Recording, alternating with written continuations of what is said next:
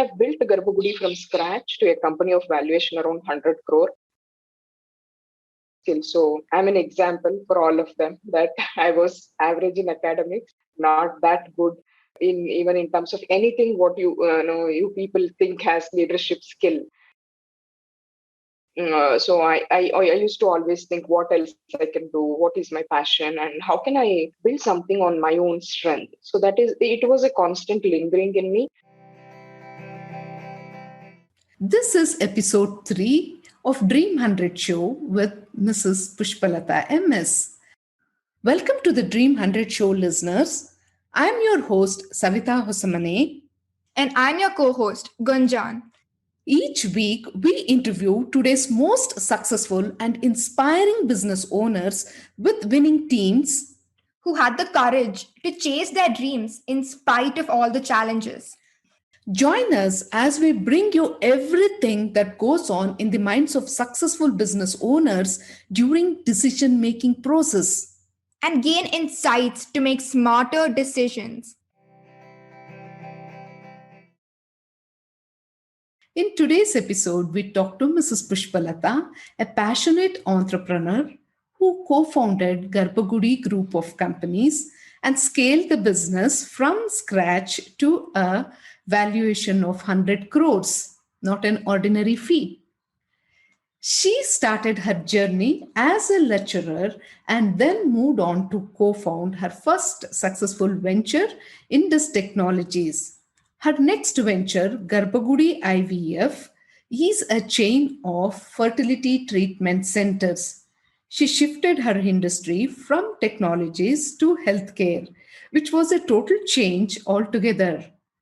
She feels that the challenges and the testing situations at Garbhagudi gave her the means to reach greater heights. She strongly believes that values and culture play a huge role when it comes to taking smarter business decisions and scaling the business. Her fulfillment comes from passing her experiences to aspiring entrepreneurs and guiding them to live their dreams. She is truly an inspirer, achiever, and a mentor. In this episode, we dive deep to unearth insights of challenging situations, defining and lighter moments of a journey of scaling the business with winning teams. So let's get started. Welcome to the Dream 100 Show, Mrs. Pushpa. It's truly an honor and pleasure to have you here. Thank you so much. Let's get started. When you were a student, from a very young age, did you impart these leadership skills, or how was it when you were young? Actually, my childhood is a very long story to share. I had a couple of emotional challenges as a child, and I was not that good in academics as a child. Okay, so I gained my confidence and then started performing. I think when I started with my engineering, so that is when I was little confident and started speaking and all. But never my challenge was not with the challenge of not coming on stage or either the fear of public speaking. There was nothing like that. But had huge emotional challenges which I went through because of certain situations at my personal level child. But as a student, right, I was always taking up new challenges, and then I was very good in dancing. I was very good in drama and stage public speaking. So I was, I had these skills as inherent by nature, but because of the challenges what I had, I was not like exploring myself more on that. Since you're interacting with a lot of entrepreneurs now, so what do you think are the top 3 skills which a leader or a business owner should have?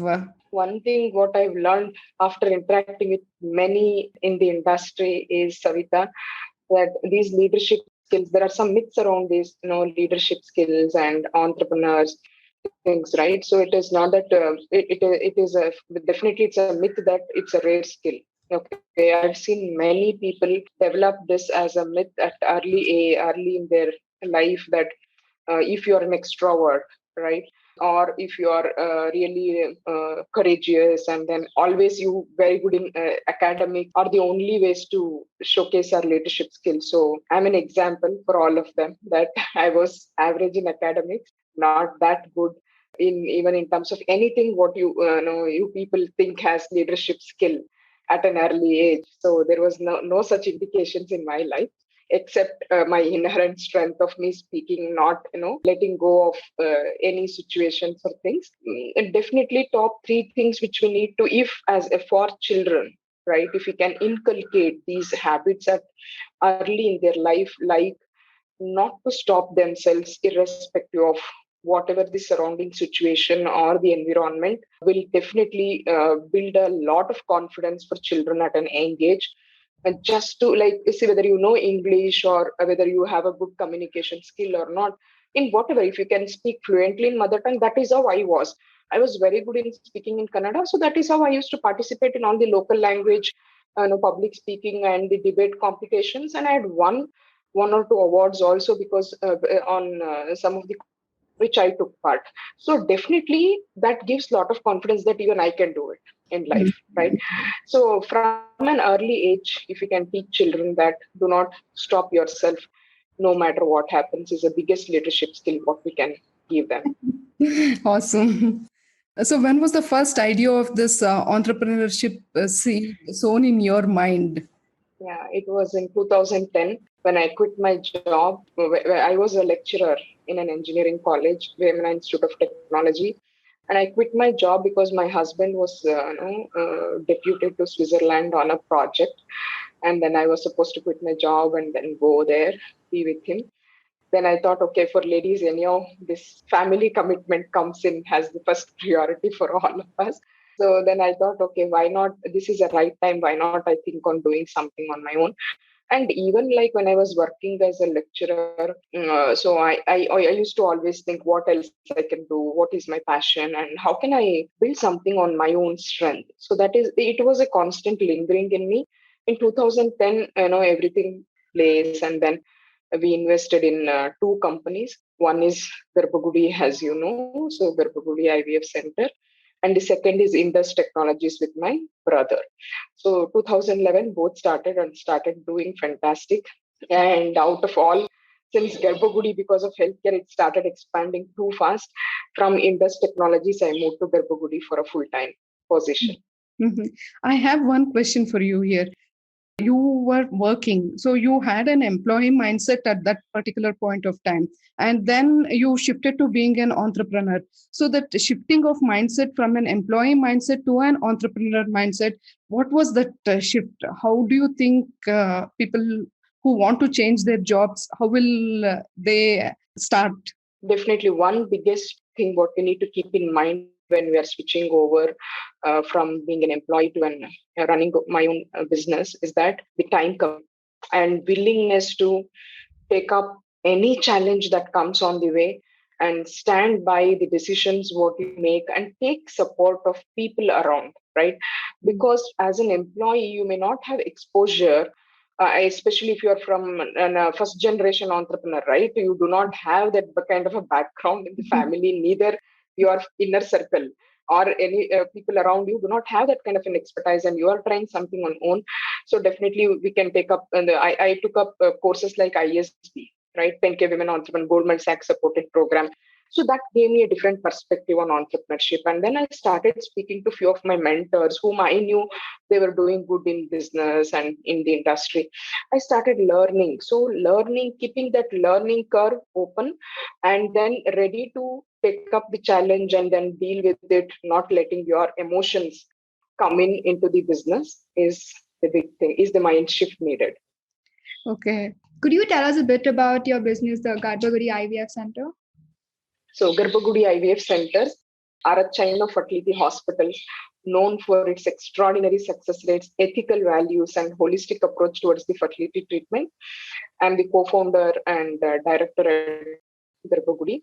We have built Garbhagudi from scratch to a company of valuation around 100 crore now within a short span of 10 years. And I'm an operations specialist in healthcare with holistic and human approach. And I'm also the president of Iron Lady Community, Gunjan. So wherein I support entrepreneurs and the working professionals on their leadership journey, support them through encouraging them to take up challenges and then establish a roadmap for themselves. And I'm also a Guinness record holder for conducting the largest health awareness campaign for women and senior citizens. So Garbhagudi is it comes as a passion for me because from the child, right? As a child, I was always dreaming of becoming a doctor, which didn't happen, but got an opportunity to own a hospital and work with doctors and learn from that industry experts. So that made that is, so definitely it comes as a passion for me from within. And Garbhagudi is growing, has 5 centers now, and we have 7,500 happy couple at Garbhagudi. Awesome. So you said you started Garbhagudi from the scratch. In that process, how did you start building the team? What were the challenges you faced when you started Garbhagudi? Yeah, good question, Savita. So from scratch means definitely it was totally from scratch. To mean say from that foundation stone to an organization. Yeah, the team initially was not that strong. Okay, so any startup would definitely go through this process, right? So establishing a team and then me learning in healthcare, how do we establish a team was a great learning experience for me as well. But I had a good, people around me who supported me in this journey, and doctors were really, encouraging and then supportive enough to train the team along with me.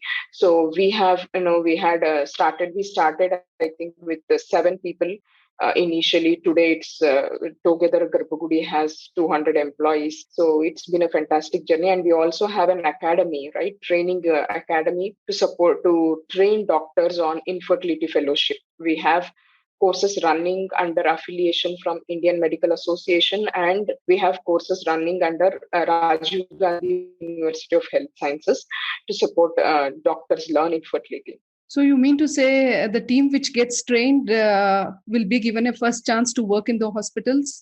Definitely, yes. With the doctors, it is not mandatory that they need to work in Garbhagudi later after the fellowship, but definitely an opportunity is given because they learn the best practices from us. So definitely they are given an option to work either in any of our centers, or the one more opportunity what we give them is to collaborate with us and start their infertility practice, because many of the doctors find it really difficult to initially start their infertility practice because they know if any challenges happens on while practicing infertility, who will support us. So they need that kind of a support in terms of operations, in terms of infrastructure. So that we support from Garbhagudi in establishing like that. We have our Maratali Center, which is on an extended fertility clinic, we call it as EFC. So our Maratali Center is on that model. Do you face the challenges of attrition and internal conflicts with the team, and how do you guys manage it? Yeah, definitely. It is part and parcel of any organization. The politics at office and then team management and attrition challenges. Yes, we initially, when I think it's been 10th year journey at Garbhagudi now. So we have completed 10 full years and 11th year of operations. So the first 5 years was really challenging. There was a lot of attrition. And also we were like into the end-to-end operations. Right, we were in day to day, we were there in handling the operations and things. So we never had time to look into what were the organization challenges, what people used to find it as difficult, right? See, when you get into the system, you lose the helicopter view at the top. Yeah, so since we were into day-to-day operations at Garbhagudi and involved in each and every decision making and each and every aspect of growing the organization, somewhere we felt that we were losing the helicopter view of the organization. So we were so lost in systems and operations within in getting into the system every day. So we at almost like after 5 year, I think 6th year of operations, we just started restructuring the whole organization structure and moved 2 levels higher and got team to manage the whole system process, and then we gave them decision making capabilities. We trained them on decision making capabilities and tried to build second line who are capable of taking decisions, and then hold on to the vision and the mission of the organization and support us in growing the organization to the next level. So that made a huge change. So that is when we also started realizing the value of team, and we also started realizing the value of second line, right? And we also felt that with this structure, we will be able to grow organization into a much more higher scale than what we were doing. So that is when organization took a different leap altogether. Awesome. So second line of leaders, I just want to know a bit more about that. So what was the journey in building second line of leaders? Because you don't know as an entrepreneur how much to give freedom and how much to hold back. Yeah. So always this challenge is there for any entrepreneur, because we feel only we can take right decisions. Especially you as founder, and you are there in the functional role. This is a conflict every day what we go through, right? Whether I can tell that manager to give that kind of a discount, or if I give that kind of a flexibility, will they misuse it? Many of the times the challenge is like they don't even ask, they take some financial decisions which will have an implications later, right? So then we step by step, so the beauty of Garbhagudi is that we had all four major functional roles experts within. Right, we four who are the founders of Garbhagudi, we had our innate strengths on that. So based on our innate strength, we restructured the organization. I was very good in operations, so I started heading the operations across all centers of Garbhagudi, and I streamlined the operations aspect of it. I built my second line, and I told them that how can they take decisions? What is the framework within which they can work, and which is the framework which they need to come to us and then check and then go back. So this kind of system and process was built because we had that as our inherent strength as the leaders. And Hari, who was very good in partnerships and strategy, he took over marketing and business development. So that made a huge difference to the organization. And Vijay was good in finance, managing finance and things. So he took over finance. And then Dr. Asha was extraordinary at clinical practices. So she took over clinical practices across all centers. And then she got an assistant medical director for her so that she can build her second line and then need not be involved in day-to-day operations. So that is how we evolved the organization to the next level. Great. So what are three qualities that a winning team should have, and what are your winning team secrets? You yourself and your team should have an exciting vibe for every day and in a long run. Okay. So why I call it exciting? Why I don't call it as a purpose. Actually, it is a purpose. You and yourself and your team need to lead with that sense of purpose. I call it exciting. Why? Because when you call purpose, right, people always think about that long-term vision, 10 years, 15 years, and 20 years. I'm not speaking about that social revolution, what we need to bring in. Okay, so I totally agree. As Garbhagudi's vision is to eradicate infertility and build an infertility university as such, where people can come over from all the places to get any kind of support in infertility. So that is a long-term vision, a long-term purpose and vision what we are holding on to. But this purpose, this exciting why, what I'm saying is that every day, if at all you want to jump and then go to work and enjoy what you're doing, it needs an excitement, right? So do you have and your team have that kind of an exciting why? So for us, right, for me and for my operations team, the exciting why is every couple who walks in will walk out with a smile, right? So that keeps us going. So that's the winning mantra, what we have kept for ourselves. And then we keep moving. No matter what happens, everyone knows. You smile and then you make others smile. So that's it, the end goal all about. So that is the winning mantra for us. So how do you build that energy? See, as the founders and as that top management team, you will have that excitement, that energy, that passion, that drive, and or that vibe. But to transfer that vibe to the team is not easy. So how did you accomplish that? So the percolation of value systems, right, of what is that we really want organization to build as a culture and value system is what first you need to know as a leader leading the organization. Okay, so for that, every organization need to identify certain value systems, like a guiding star kind of a thing. So they know which are the points which are not no compromisable ones, and where are the things which we are ready to even look at a discussion or then think around and come. But there are some standpoints like ethical values and holistic approach, and then taking care of service loyalty to patients, and then financial loyalty to organizations. So there are certain guidelines which we have set, that we call it as Garbhagudi way. Okay, so even including doctors who practice with us and including the team who works with us, these 11 guiding Garbhagudi way is very clearly set. These are the ones as an anchoring point we need to hold on to, so they know what needs to be done.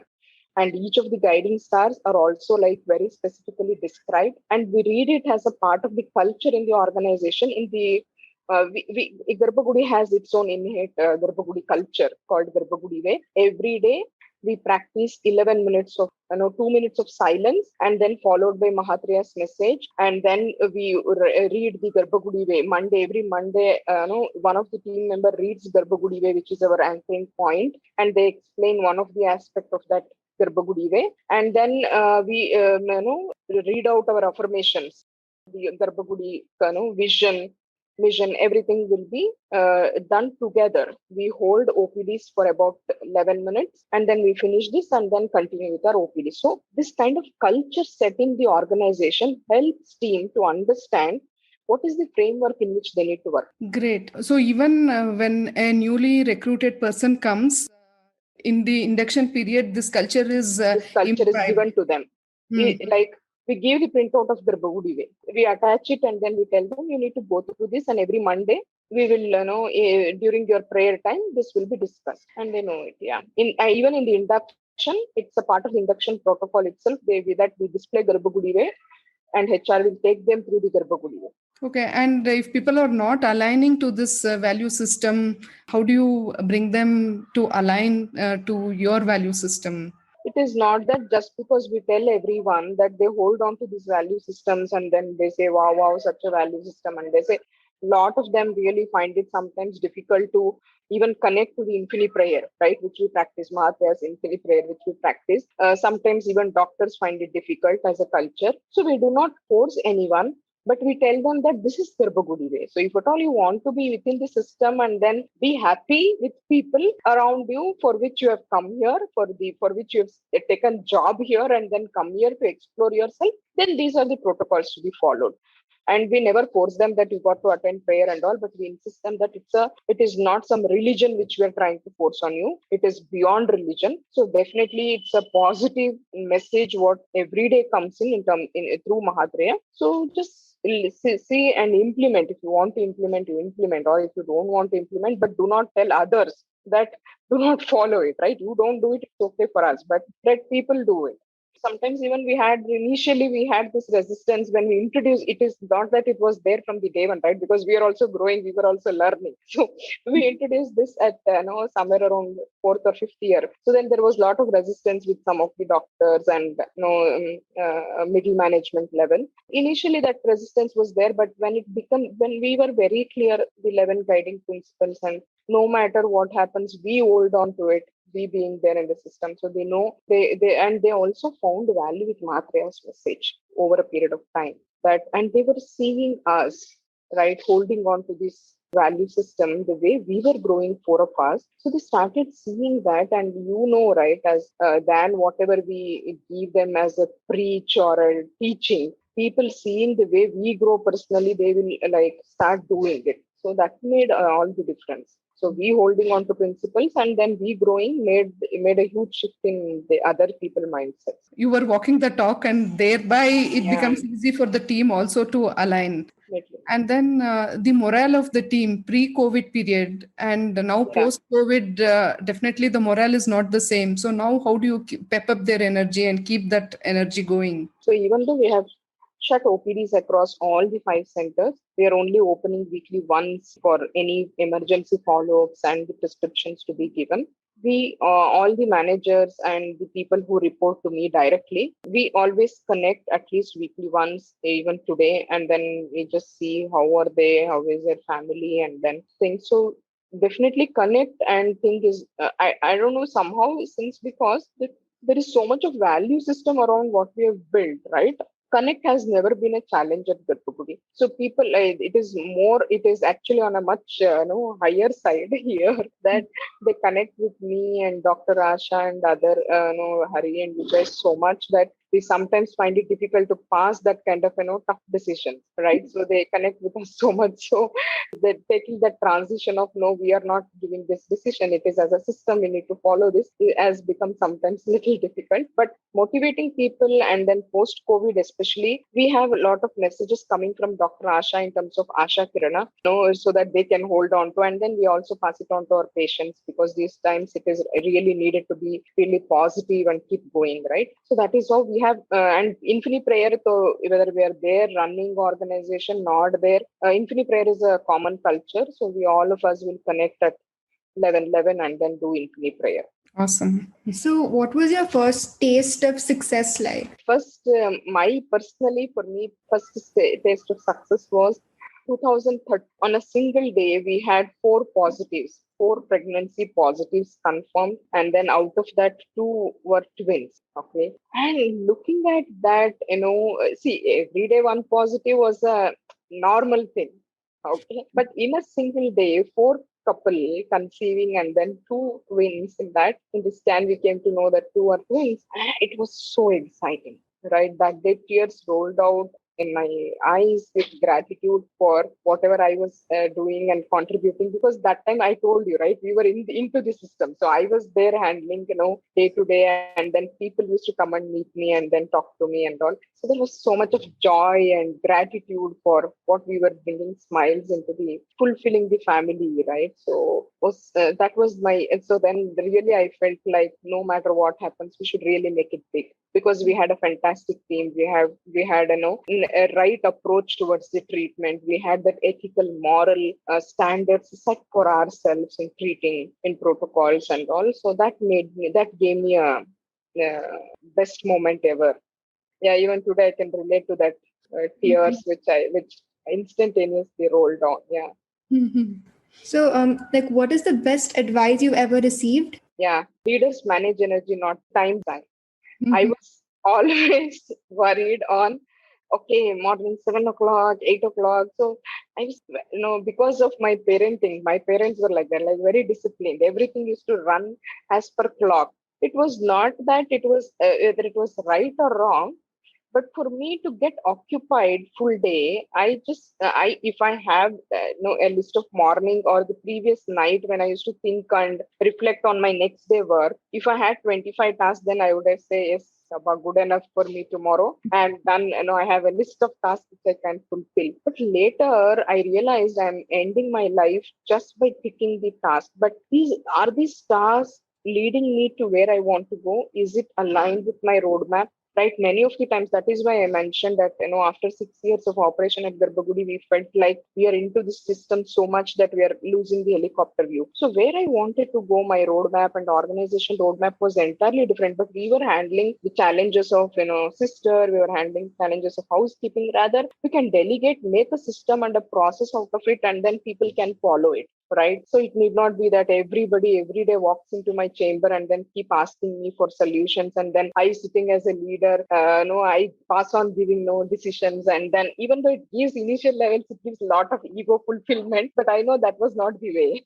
That was not the way to scale the organization. So then I understood that as leaders, we got to manage energy, not just time, because you keep managing the time. By end of the day, by 7 o'clock, by the time you finished your center work, and then you start moving to office, you feel like done for today, right? You don't have anything, other energy. You don't have that energy to look at what is that you really want to do in life. You're lost so much into the system. So then I started delegating. When I came to know that this work takes my energy and time so much, and I do not have energy and time for any of the other things in my life where I really want to build myself as.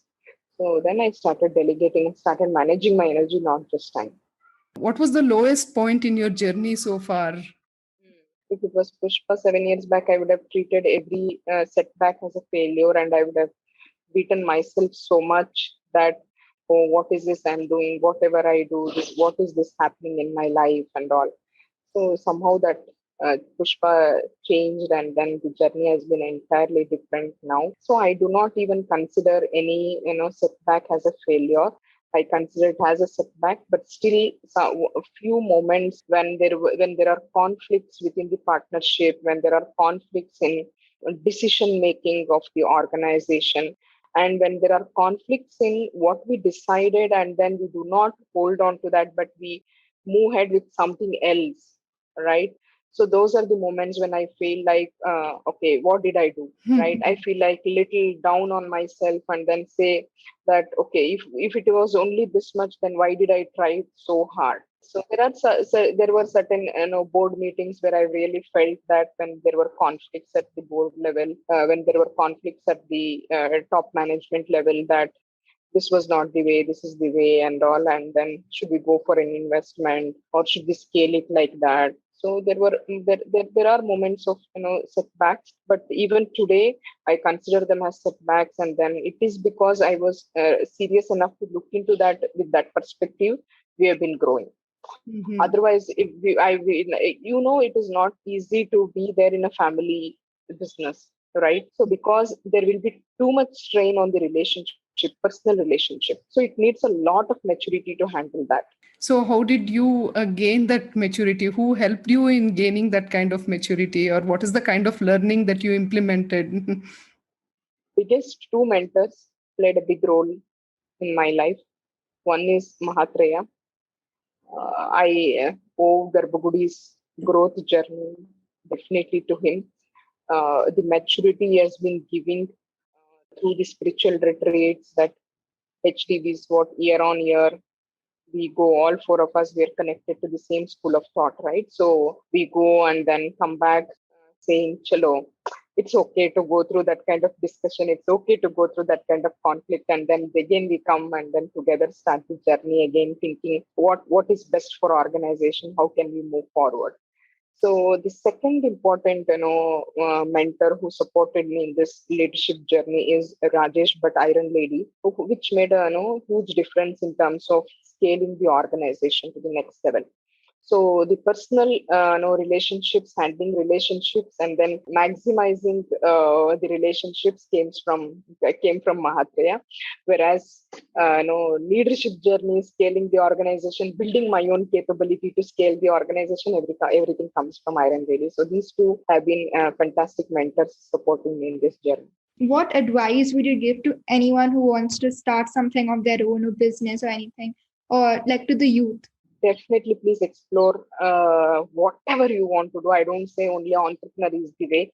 Whatever you want to do, either you want to become a programmer and try something, or you want to become an entrepreneur, try something on your own. Whatever your heart says, please try it at an young age, so that you have a lot of time, and then you have that kind of an energy and things to experiment and explore, especially right now, like day before yesterday, I think myself and Hari, we were discussing what was the need for all of us to come out of what the money is.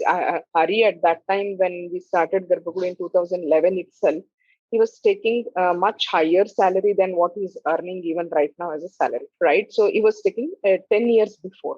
So, but what made us is us to take the decision that day to leave that kind of a job and come and explore is that the needs, what is that, Maslow's hierarchy of needs, right? So once your needs are fulfilled of shelter, food, and the basic needs, we think of what I can do on my own, and then comes, when that is full, then comes this purpose and the social revolution or the legacy. So there is a need which gets fulfilled at every stage, and that is when we take that kind of a decision and then move forward. So my suggestion to younger generation is, today's world is entirely different. You have your parents who have fulfilled all your needs, the basic needs, they are ready to fulfill you. So only option left for you to explore your potential. So definitely try whatever your heart says, like dance, program. Want to do something on your own, try some product, try it. So it's okay, explore yourself. So, what is that funny incident in your life which brings a smile across your face anytime you think about it? I think one of the moment when in one of the leadership session, they had asked a question, what is that you want to become in life? So I tell you, because of the mindset that what you want to become. So I it was my always that can Garbhagudi become 10 crore organ? It was only limited to that thought process, because for me, for us at that point was, can we ensure that we clear all the loans, and then can we ensure that we come out of all this debt? So only the thought process is only limited to that. So in such a big leadership program, they had asked me, and in an open conversation, I told them, if Garbhagudi can clear all the loans, and then we all take salaries of whatever we want, probably a lakh or something like that, then that's what is my goal all about. So I had in an open leadership program where many leaders were there, I had told that. So today, if I think back, I feel like laughing. What was my horizon, right? What was my thinking all about? Yeah. So, we would like to have some three rapid fire questions. So, what are three qualities that you admire about yourself? Very enthusiastic about whatever I do. And not only me, everyone around me knows, if Pushpa takes up something, that's it. It's either she will conclude it, say what is the end point to that, challenge or to the problem. So she'll go there, arrive at, and then come out with some solutions, or she doesn't even touch. If she has taken, that's it. So there is one solution to whatever she takes up. So that was what I cherish about myself. I do it with a lot of passion and commitment. So, and then my energy levels, okay. So I get up early than anyone in the house, and then I am there doing all my everyday disciplines to be done and things to be done morning, and I'm there for the family throughout the day. And then I carry my passion of supporting entrepreneurs and working professionals through Iron Lady. I take sessions, I support them, I take care of Garbhagudi, and then I do so many things around. So I love my energy, I love that passion with which I do. Awesome. So, yeah, on a scale of 1 to 10, 10 being the highest and 1 being the lowest, what do you think your sense of humor is? Very bad. So my sense of humor is not that good. I'm little, always thinking on subject, and always thinking on what next and things. My mind runs around that. So on a scale of 10, humor I give around 6 or so. Now, what is one sentence that you always tell yourself to get you back on track and motivate yourself? One positive affirmation which I tell every day as a part of the exercise I do, as a ritual I do. I'm the divine child of the universe, right? I'll make it really big in life. Awesome. That's great. With this, we come to the end of our questions. So, yeah, if you feel that we have missed out on any question which would have added value to this talk of yours, please feel free to tell that. I think you have covered everything. So definitely starting from childhood, the thought process to what happens, as we grow in the entrepreneur journey is the mind shift change. So one or two things which you can really stress upon is that, see, whether you have a support, family support in growing your business, or whether you do not have a family support, definitely today the ecosystem is such that we can go approach people and then build. So do not, I've seen people take it or take entrepreneurship too seriously, right? So we do not have anyone to support. I don't have my very good supportive husband. I do not have supportive family. My mother-in-law doesn't support me. So my question to all entrepreneurs or anyone who is into the building their capabilities and strengths, right, is that, are you your belief or you have a belief? And for any person who runs behind their emotions, that I have this kind of emotional challenge and I go through this emotional challenge. So I'll tell you, I'm an example. I've gone through a lot of emotional challenges in life. So my question to all of them is, are you your emotion or you have an emotion? And then all the people who blame on the past, right? That my past wasn't good, my foundation is not good, hence I am unable to succeed, or hence I'm unable to do, and people cheat me. So my question to all of them is just reflect upon, are you your past or you have a past, right? So in at the outset, my reflection to all in the world is please reflect upon and think whether you are running behind your thoughts, or whether you're running behind what kind of belief systems you're carrying, or the myths, or are you running just to escape from reality, or are you ready to stand and face and then do what it takes to build where you want to go. So that's it. I think most of it is covered from your end, but fantastic effort, Savita. I really appreciate that, and thanks for the opportunity. Thank you so much. It was wonderful. You really gave a lot of insight. Thank you so much. Yeah.